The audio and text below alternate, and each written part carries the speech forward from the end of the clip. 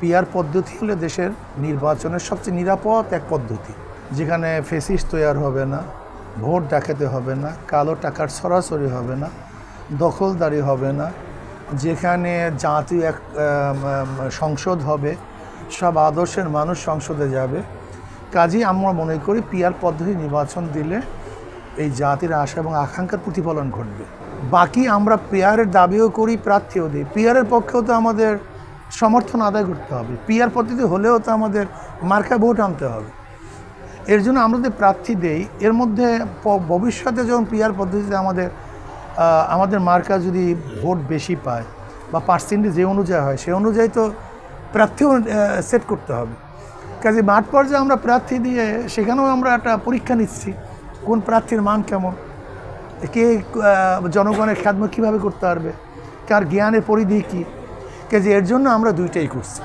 আবার যদি পিআর পদ্ধতি নির্বাচন না হয়, তাহলেও তো আমাদের নির্বাচন করতে হবে। কাজেই আমরা সব অপশনে রেখেছি।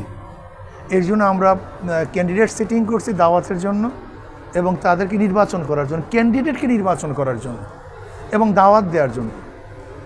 আর পিআরের দাবি তুলছি যে আমাদের জাতীয়ভাবে যদি পিআর পদ্ধতি নির্বাচন হয় তাহলে কী ফায়দা, উপকার কী, এই বিষয়ে আমরা এতদিন পর্যন্ত বক্তব্য দিয়েছি, আপনারা অবশ্যই বুঝতে পেরেছেন।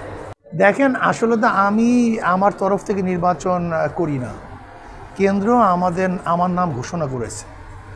আমি মনে করি এবছর ইসলামের পক্ষে, নীতি আদর্শের পক্ষে মানুষ বেশি সজাগ, জাগ্রত, সচেতন। কেন, মানুষ বিগত দিনে বারবার ভোট দিয়ে প্রতারিত হয়েছে এবং তারা দেখেছে যাদেরকে ভোট দিয়েছে তাদের অবস্থানটা কী, তারা দেশকে কি করছে। আমি মনে করি এই বছর পাবলিকের যে অবস্থা, সাধারণ জনগণের যে অবস্থা দেখতেছি, যদি নিরপেক্ষ গ্রহণযোগ্য নির্বাচন হয়, পাবলিক ভোট দিতে পারে, তাহলে ইসলামের পক্ষেই আমি মনে করি মানুষ ভোট অধিকাংশ দিবে, এটা আমার বিশ্বাস। এবং হাত পাকার পক্ষে ইনশাআল্লাহ আশা করি মানুষ ভোট দিবে। এবার ইনশাআল্লাহ বরিশালের বিভাগের প্রত্যেকটা সিটি আমি বিশ্বাস করি এবং ইনশাআল্লাহ আশা করি যে অবস্থা দেখতেছি এবার ইসলামের পক্ষে আসবে। বিভিন্ন দলের থাকতে পারে, সমর্থক থাকতে পারে, সাধারণ পাবলিক থাকতে পারে, যারা এতদিন রাজনৈতিক সচেতন ছিল না, তাদের মধ্যে রাজনৈতিক সচেতনতা চলে আসছে। বিভিন্ন দলের, বিভিন্ন মতের, বিভিন্ন পথের মানুষই আজকে এখানে যোগদান করেছে।